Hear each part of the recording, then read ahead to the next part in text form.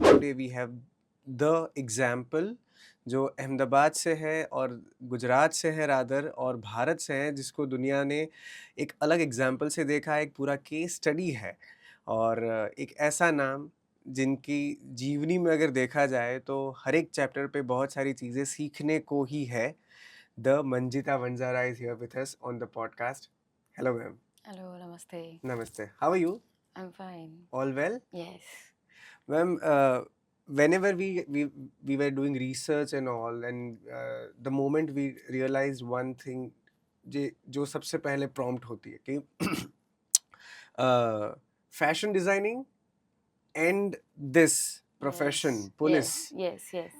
both the things are North Pole and South Pole. Yes. That one is your liking Hmm. and this is where you are right now. Generally ऐसा कहा Hmm. जाता है कि करो वही जहाँ पर आपका प्यार है, करो वही जहाँ पर आपको काम आपका दिल है.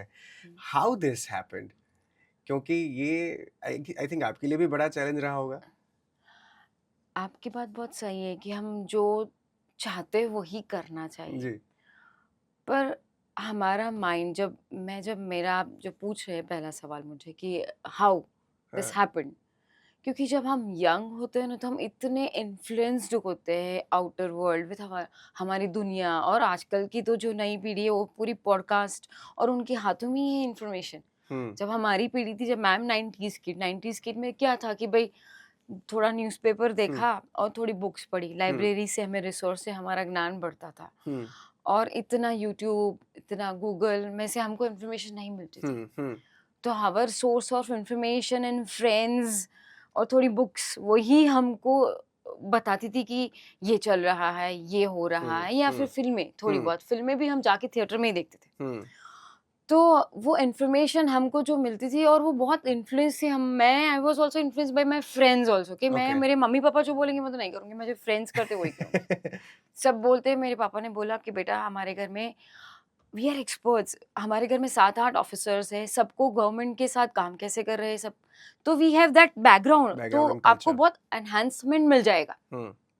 नहीं, वो कितने बड़े-बड़े डिजाइनर्स है, मेरी फ्रेंड निफ्ट में पढ़ती है, उसको कितना बड़ा पैकेज है, इंजीनियरिंग ये है वो है, मुझे गवर्नमेंट जॉब नहीं करनी है। मैं हेट करती हूँ, पापा आप पूरा दिन पता नहीं कहाँ जाते हो, क्या करते हो, गवर्नमेंट में क्या करते हो, मुझे तो वो जो बोलते वो मुझे अलग ही करना था उनको। It was a rebellious thing rather than that.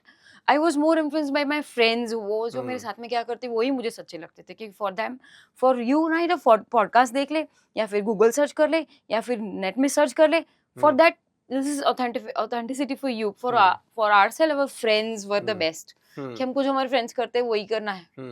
सो उसी हिसाब से मुझे करना था, और मैं फैशन डिजाइनिंग में पहले से जुड़ चुकी थी। पापा ने मना किया था तो भी, फिर भी यस। तो when that shift happened कि देन okay मैं गांधीनगर निफ्ट में पढ़ाई किया, कैंपस इंटरव्यू हुआ, I was selected by Arvind Mills, मुझे शांतेज यूनिट से सिलेक्ट करके कैंपस इंटरव्यू में मुझे बहुत अच्छा प्लेसमेंट मिला। फिर my father was the best teacher of my life. उन्होंने बोला कि you will not get any car. Okay. हमारे घर में गाड़ियाँ थी, गाड़ी नहीं मिलेगी, आपको खुद जाना है। मैं गांधीनगर रहती थी, गांधीनगर से यूनिट में जाने के लिए रोज़ सुबह पब्लिक ट्रांसपोर्टेशन में बैठना है, स्ट्रगल देखना है। फिर वहाँ पे तो शुरू में तो मैं नाइकी की डिज़ाइंस की यूनिट में थी, नाइकी की डिज़ाइंस करनी है, टिफ़िन लेकर जाना है, खाना खाना है, बट वेरी यंग एज, और 20 साल में ही। तो ये सब सारा स्ट्रगल आया है, तो ये सारा गाड़ी भी नहीं मिल रही है। फिर कंपनी वाले आगे जो 40-50 साल के हो चुके हैं, उनके पास भी गाड़ी बहुत देर से आ रही है, बड़ी वाली गाड़ी, अच्छी वाली गाड़ी लेनी है, तो ये उनका सैलरी इतने टाइम के बाद बढ़ रहा है। और ऐसा नहीं था, प्राइवेट जॉब में भी बहुत अच्छा पैकेज था, लेकिन सिर्फ मेरा दायरा सीमित था कि मुझे कपड़े लेने हैं, कपड़ों की डिज़ाइन करनी है, उसको सिलना है, और यही करना है बस। कपड़े सिलने हैं, डिज़ाइन करनी है, थोड़ी बहुत क्रिएटिविटी करनी, this is the only small platform. उसके आगे मैं नहीं सोच सकती थी। And in the field of my father, मेरे अंकल, मेरे ताऊ जी, मेरे आसपास जो भी गवर्नमेंट में काम करते थे, दे वर द पॉलिसी मेकर्स, कि हमें पूरा टेक्सटाइल डिपार्टमेंट कैसे काम करेगा, मिनिस्ट्री काम कैसे करती है, उसकी पॉलिसीज़ कैसे बनती है, खादी को कैसे बढ़ावा दिया जाएगा, कॉटन इंडस्ट्री वाले क्या कर रहे हैं, और सर कितना बड़ा प्लेटफॉर्म है इन लोगों के पास, और कितने रिसोर्सेस है, आपको इतना सारा फंड दिया जाएगा, गवर्नमेंट में इतना सारा मिलता है। that slowly came in my mind after realization, मेरा प्लेटफॉर्म बहुत छोटा हो रहा था वहाँ पे मेरे एक्सपेंशन का। सो आई रियलाइज मुझे पसंद था डिजाइनिंग करना, क्रिएटिविटी करना, but platform was so small. Then I realise मुझे गवर्नमेंट पॉलिसीज के साथ काम करना चाहिए, गवर्नमेंट में आना चाहिए। उस टाइम मैंने नहीं सोचा था कि मैं पुलिस बनूंगी। गवर्नमेंट एग्जाम कॉमन होता है, उसके बाद मेरिट बनता है, मेरिट से हम अलग अलग अलग अलग हमारी फील्ड सिलेक्शन होती है। So from that to this, I guess more than a decade, Yes. 10-11 साल का ये वक्त 15 साल का वक्त हो चुका है। की बात है। 15 साल के और मैं पास हुई थी, मेरा NIFT I cleared in 2001। 2001? Yes. Oh, भूकंप वाला साल। Yes, उसके बाद। हाँ। ओके। एंड नाउ आप अपने अच्छे पोस्ट पर हो, आप अपना एक अच्छे से विस्तार कर चुके हैं, तो are you still associated with that passion also? Yes. अभी भी? हाँ, क्योंकि कभी भी जो भी हम सीखते हैं लाइफ में, जो भी पढ़ाई होती है, अच्छे से किया होता है, तो वो कभी ना कभी वो नॉलेज कभी कभी काम लगता है। ऐसा नहीं है कि डिजाइनिंग फील्ड गलत है या कोई भी फील्ड गलत है। Then I realise a wider span.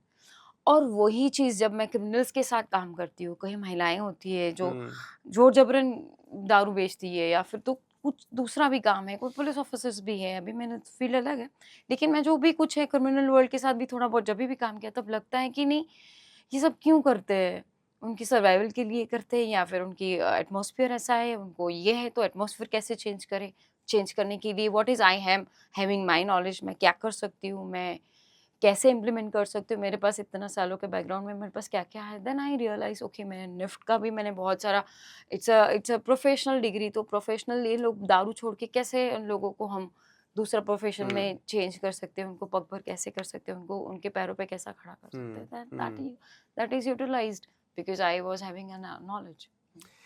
ये एक ऐसा पूरा फील्ड है जहाँ पर हमने ज्यादातर पुरुषों को देखा है। Yes, even in the films also. Yes. और इन द एरा आप जिसके बारे में बात कर रहे हो, वहाँ पर जब एक्सपोजर उतना नहीं था, जब दुनिया खुले मन से बात नहीं कर रही थी, तब तो ज्यादा ऐसा था कि पुलिस यानी पुरुष।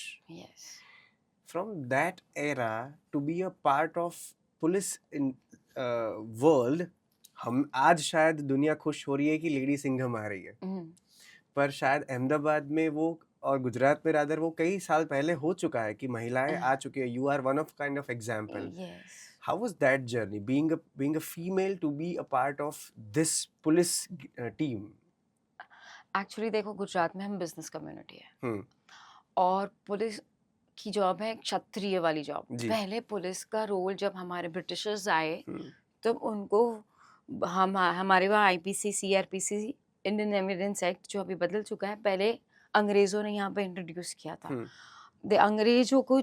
अंग्रेज चाहते थे कि हम ऐसी पुलिस सिस्टम एक यहाँ पे करें, वो इंटरनल सर्विसेज प्रोवाइड करें हमें, यानी कि छोटे मोटे हमारे क्राइम होते थे, सिविल प्रॉब्लम्स होते थे, सिविलियंस को प्रॉब्लम होते थे, वो सारे प्रॉब्लम्स, डोमेस्टिक प्रॉब्लम्स होते थे।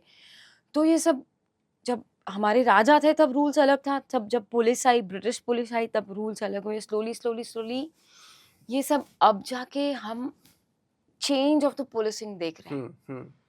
तो आपने बोला कि महिलाएं पहले क्यों नहीं आती थी, क्योंकि जब ब्रिटिशर्स थे तब हमारे वहाँ महिलाएं, और गुजरात की बात करें, मैं गुजरात की परिप्रेक्ष्य में बात कर रही हूँ कि हम बिजनेस कम्युनिटी है, तो हमारा मेन फोकस था कि बिजनेस, घर का जो मेन पर्सन होता है वो बिजनेस में, और उसको फैसिलिटेट पूरी फैमिली करती थी, उसके भाई, दादा, बहन साथ में रहते, तो सब कैसे बिजनेस बढ़ाए, परिवार एक साथ मिलकर। अब महिलाएं बिजनेस भी कर रही है, और हमारी पुलिस की व्याख्या बदल चुकी है। पहले it was control of crime, बहुत सारे गूंस है, गुंडे, मारो पकड़ो। नाउ क्राइम का पैटर्न चेंज हो चुका है, कहीं माइंडसेट थोड़े चेंज है कि महिलाओं पे अत्याचार हो रहे हैं, तो डोमेस्टिक वायलेंस है, तो उसको ट्रीट करने के लिए डंडा नहीं मारना है, मस्कुलर जॉब नहीं है, how to deal, it's a mind, हम कैसे लॉ का इम्प्लीमेंटेशन करेंगे, महिलाओं को काउंसलिंग कैसे करेंगे, पुरुषों को काउंसलिंग कैसे करेंगे, ईव टीजिंग है तो कैसे करना है,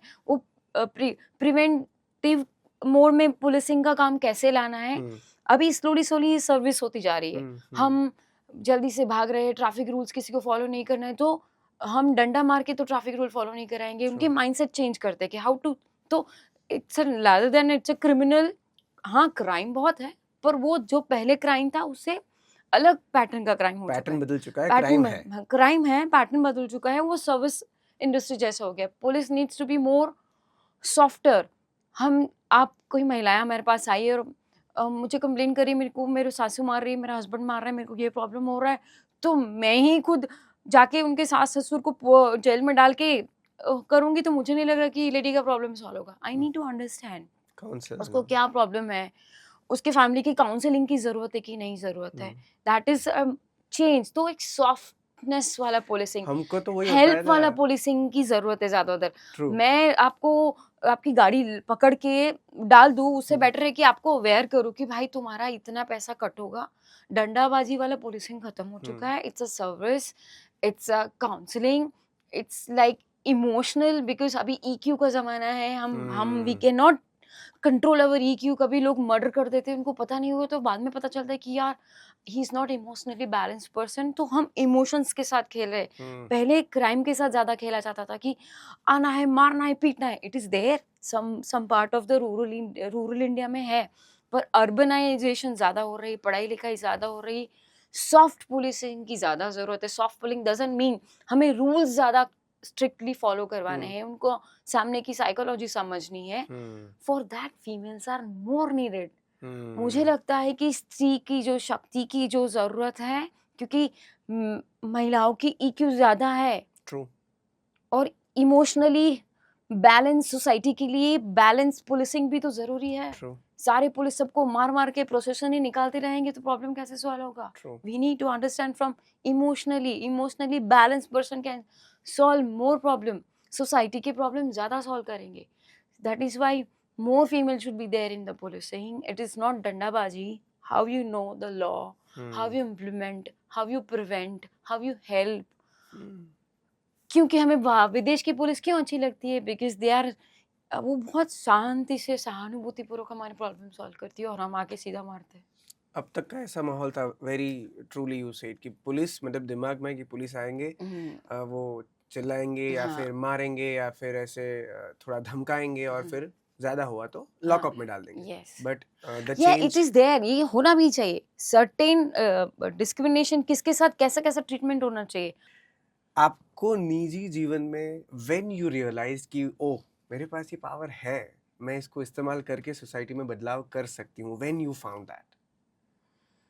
वो the day when I become police, when I war my uniform, वो बहुत अशोक स्तंभ यहाँ पे आता है। हाँ, यहाँ पे हम अशोक स्तंभ पहनते यू हैं। फील दैट यस, और ये एकदम it comes with lots of responsibility, respect. मेरे को तो, मैं दुनिया के बड़े डिजाइनर्स के कपड़े पहन सकती थी, पर यूनिफॉर्म पहनने के लिए तो बहुत रिस्पॉन्सिबिलिटी, True. ताकत और बहुत जिम्मेदारी वाला बिहेवियर चाहिए। This head, heart and tongue should be always in the control. मैं जाके फिर यूनिफॉर्म में मैं कुछ गलत बिहेव करूँ, या फिर मैं ही खुद क्राइम करूँ, या मैं ही रूल्स तोड़ूँ, तो that is not a good responsible behaviour. So it comes with lots of responsibility, वो बहुत पावर आता है। आप ये जो टॉपिक्स के बारे में बात कर रहे हो, वो ऐसे टॉपिक्स हैं जहाँ पर दुनिया जनरली रुकती है उसके बारे में बात करने Yes, के लिए। yes. Of course, throughout your journey, you might have gone through such cases, unfortunately, every day. कोई ऐसा केस है जो आपको शायद लगता है कि 15 साल में ये केस मेरे साथ रहेगा, इसकी इम्पैक्ट मेरे साथ रहेगी, you will remember. Of course unfortunate चीज़ें हैं तो ऐसे याद नहीं रहती, पर वो कुछ कहानियाँ, किस्से हमारे साथ जुड़ जाते हैं और वो हम उससे बाहर नहीं आ पाते। इज देयर एनी केस जो हम जिसके बारे में आप हमारे साथ बात कर सकें? Yes, there is one case. As a investigation officer, I myself, मैंने खुद वो इन्वेस्टिगेट किया था। There was a real rape case of a girl. वो जो लेडी थी, वो शी वॉज अराउंड 20 ईयर्स। उसका अर्ली एज में शादी हो चुकी थी, ब्राह्मण लड़की, और उसका बच्चा था 7 ही महीने में मर गया था। तो यंग लड़की है, जल्दी शादी हो चुकी है, 7 महीने का बच्चा जब मर जाता है, तो वो लेडी का माइंड बहुत स्टेबल नहीं होता, दुख होता है, क्योंकि मदर फिगर होती है। मदर फिगर 7 महीने में बच्चा को खो दे, और तब परिवार वाले भी डांटते थे कि 7 महीने में तेरा बच्चा खो गया, ये वो। She was not mentally stable. From Ahmedabad she was coming to Mehsana, आ रही थी मेहसाना वाले बीच रास्ते में, उसका मानसिक स्थिति ठीक नहीं था। तब she was raped by 7 persons. Oh 7 लोगों ने उसका रियल रेप किया था। उसका रेप किया, हम कोई मान भी नहीं सकते यार। कोई लड़की है, अच्छी हंसती बोलती है, अच्छा उसको एकदम पागल भी नहीं है, 7 लोगों ने भरी सिटी में रेप किया है। वो क्यों चिल्लाई नहीं, उसने क्यों प्रतिरोध नहीं किया, उसको हम्म क्या था? We can not guess our situation. हम्म हम हमारा माइंड नहीं अप्लाई कर सकते। वो लेडी तुरंत पुलिस स्टेशन में गई। उसने बोला कि रात शाम को निकली थी और इवनिंग तक 7 बजे से लेके 12 बजे तक उसका 7 लोगों ने रेप किया। और फिर 1-2 बजे रात को उसके भाई के पास गई, मेरे साथ कुछ गलत हुआ है, मेरे साथ कुछ गलत हुआ। बोल भी नहीं पाती कि 7 बार किसी ने उसका बॉडी को छुआ है, तो उसकी हालत बहुत खराब होती है, मेंटली, फिजिकली, सब जगह से। तो उसका भाई लेके सुबह पुलिस स्टेशन आया। पुलिस स्टेशन वाले तो बिलीव ही नहीं किया, भाई तू तो गलत बोल रही है, कौन 7 लोग, तो 7-8 लोग। तो उसको आंकड़ा भी नहीं याद था। 7 तो हमने ओह फिर गॉड चेक करके पता चला कि नहीं 7 लोगों से हुआ है। उसको आंकड़ा भी नहीं याद था। 2 बजे से लेके 7-8 शाम को 5 बजे तक घूमती रही। तब वो मेरे पास आई और I took it very serious. 7 o'clock I was heading, मैं मेरी ऑफिस से घर जा रही थी, चलो मैं घर जाती हूँ। तो नहीं नहीं, कोई मंजिता वंजारा मैडम से कोई लेडी मिलने आई है। मैं ठीक है, बुलाओ उसको मेरी ऑफिस में, क्योंकि मैं तो एसडीपी हूँ, हम्म लोकल लेवल पुलिस स्टेशन में सीनियर ऑफिसर तक कम आता है, नीचे पुलिस स्टेशन में उनके प्रॉब्लम सॉल्व हो जाता है। हम्म पुलिस को भी गलत लगा कि नहीं ना, कांस्टेबल या फिर कोई भी जो पीएसओ बैठते हैं उनको लगा कि नहीं यार, मुझे नहीं लगता ये गलत है। उसको लगा कि नहीं, किसी ने उसको बताया कि मैडम के पास जाओ, मैडम आपको सुनेगी।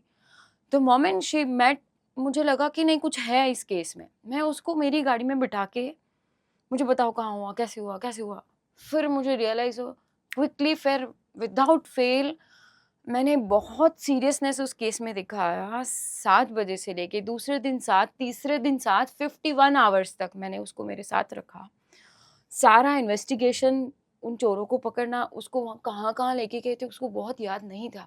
उसको यहाँ पे बहुत बड़ा बाइट किया था, तो उसका पूरा ये डेंचर मार्क पड़ गया था। तो एक डेंटिस्ट के पास भी लेके गई, उसको मेडिकल टीम टीम के पास भी लेकर जाना था। उस 7 लोगों को रिकॉग्नाइज़ करना था। कौन सी जगह, तो फिर सबसे पहले कौन से ऑटो वाला ने पकड़ा, तो सीसीटीवी उससे एक ऑटो वाला, दूसरा ऑटो वाला, तीसरा बंदा, चौथा बंदा, 5वां बंदा। सातों 7 को सुबह तक, शाम को 7 बजे से लेके हमने चालू किया था काम, सुबह 8 बजे तक सबको पकड़ लिया था। हमारी टीम के साथ इन्वेस्टिगेट की, वो लड़के सही बता रहे थे। उस लड़की को तो कुछ याद नहीं था कि पहले कहाँ गई, दूसरी बात दूसरे दिन, यानी दूसरे पहले कहीं झाड़ी में लेके गए, दूसरा ऑटो रिक्शा में हुआ था, तीसरा होटल में गया थे, चौथा कहीं किसी के घर पे गया था, 5वां एक बंद दुकान की शटर में हुआ था। फिर मैं भाग के वो जो रोड साइड जो वो जो टायर वाले होते हैं उसके अंदर मैंने छुप गई थी, जो ट्यूब टायर पंचर करते हैं उसको मैंने बोला था, उन्होंने मुझे शर्ट दिया। फिर वहाँ से भागी, फिर मेरे भाई को कॉल किया, भाई के पास गई, तो वो पूरा सीन तो उसको याद ही नहीं था। ये सब हम उस ये लड़की को आपने लेके, वो लड़कों को पीट के पूछ के तब पता चला कि नहीं ये सीन हुआ है। 51 आवर तक उसका मेडिकल चेकअप, उन लड़कों का मेडिकल चेकअप, उन लड़कों को पूछना, सारी जगह का इन्वेस्टिगेशन, सारे एविडेंस कलेक्ट करना, उसके बाद उसका सारा कलेक्ट करके भेजना, एफएसएल में भेजना। उसके बाद तब मैं सोई थी, तब मैंने ब्रश किया, खाना खाया। 51 आवर्स तक कुछ भी नहीं था मेरे माइंड में, सिर्फ वो लड़की थी और वो 7 लोग थे। अब जाके after 8 years that case got convicted, पूरा उसका ट्रायल चला, उन सबको 20 साल की सजा हुई है। Oh as a investigation officer I feel good, और अच्छा संतोष मिलता है। ये केस आपने बोला ना, आपको कौन सा केस याद है, that case is inside my mind, inside my heart, true not as a police officer, as a lady as a also, lady है कि मुझे इसको बहुत सीरियसनेस देखना है। हम्म भले ही ये लड़के भी सही हो सकते हैं, लड़की भी सही हो सकती है, मेरा काम है। मैं भी बहाना बनाऊंगी, मैं थक गई हूँ, मेरे को हम्म घर जाना है, मेरे को ये करना है, बाद में देखते हैं, बाद में आना। This is not true. तब जाके उनको 20 साल की सजा हुई सबको, लाइफ टाइम इम्प्रिजनमेंट। ऐसे बहुत सारे केसेस रहे होंगे आपके यस, साथ जो यस, आपको यस। हर रोज हिला देते सो होंगे there one point I want to include, आपको स्टॉप करना चाहती हूँ। जब ओके महिलाएं श्योर कुछ भी लेती है ना, वो बहुत दिल से लेती हैं और दिल से जुड़ के उसके साथ काम करती है, तो इन्वेस्टिगेशन में रिजल्ट आता है। I agree. I must say you are the best example that Mm, we are having, and that's what we are celebrating on this podcast. mm. You must be dealing with such kind of incidences either और other day हर रोज़ कुछ ना कुछ ऐसा जानने को मिलता होगा या फिर किसी का रिजल्ट आता होगा। How do you manage your personal life? क्योंकि ये तो बड़ा डेविस्टेटिंग है कि हर रोज़ क्राइम, एवरीवेयर क्राइम, और इतनी बड़ी चीज़ें जो शायद दुनिया बिना बोले करना चाह रही है। तो एक तरफ बड़ा डार्क साइड है, एक तरफ brighter side your own personal life भी है। तो how do you balance those things? Hardik, आप बहुत सारी गंदगी देखते हो तो you feel blessed and thank you to God, कितना अच्छा दिया है मुझे। कितने लोगों को प्रॉब्लम है, किसी का रेप होता है, किसी की गाड़ी चोरी हो जाती है, किसी का एक्सीडेंट हो जाता है, किसी के साथ इकोनॉमिकल क्राइम होता है, कितने लोग दुखी हैं। और उनको देख देख के हमको लगता है कि आई एम सो ब्लेस्ड, मुझे भगवान ने कितना अच्छा दिया है। I have my husband, I have my daughter, I am having fit body, मेरे को नौकरी है, मेरे पास सत्ता है, मेरे पास पावर है, मेरे पास सब कुछ है। I feel contented, I daily pray and thank God. मैं रोज़ भगवान को बोलती हूँ thank you, because after my daughter's birth I am in the another posting. In my posting right now, I'm working as commandant of police, where the police officer is dealing only with हमारे जो law and order situation होते हैं वो, और SRPF में काम करती हूँ मैं अभी। Right now I am not the field job की जहाँ में मेरे पास पुलिस स्टेशन हो, क्रिमिनल वर्ल्ड आता हो। विद सिंस लास्ट 3 years, ढाई साल से मैं पुलिस वेलफेयर और पुलिस एडमिन और पुलिस का कमांडेंट, हाँ, अलग अलग देख रही हूँ। तो अभी 2.5 साल से मैं अलग परव्यू से पुलिसिंग को भी देखती हूँ कि मेरे अंडर में 1200 जितने पुलिसकर्मी हैं, हमारी अलग अलग बटालियन होती है, हमारी कंपनी होती है, हमारी मूवमेंट होती है, हमारी पुलिस काम कैसे करती है, हमारे पास इंफ्रास्ट्रक्चर देखा जाता है।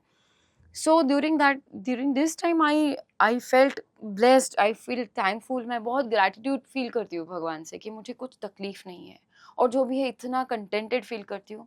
That is a brighter side. इसीलिए मुझे डार्क साइड वालों को हेल्प करने का मन होता है, और मेरी ब्राइटर साइड को मुझे चेरिश करने का मन होता है, और मैं लार्जर देन लाइफ फील करती हूँ। I am the best, I am the blessed. In this all, how Sakhi Sahai started? Sakhi Sahai is a very old project. हमारे जो डीजी सर हैं, Vikas Sahai sir, when I was ACP in Ahmedabad city, उन्होंने हमको बहुत motivate किया था, एनकरेज किया था कि Sakhi Sahai project is a very nice project. मौजूदा छारा नगर में बहुत सारी महिलाएं हैं जो दारू के व्यवसाय के साथ जुड़ी हुई हैं। आप उनको कुछ नया दो तो उनको थोड़ा बहुत चेंज मिले। उसके बाद सखी सहाय के बाद बहुत सारे मेरे तो हमारी बदली होती रहती है। उसके बाद बहुत सारे दूसरे ऑफिसर्स भी आए, उन्होंने बहुत ये सारा प्रोजेक्ट कैरी फॉरवर्ड किया।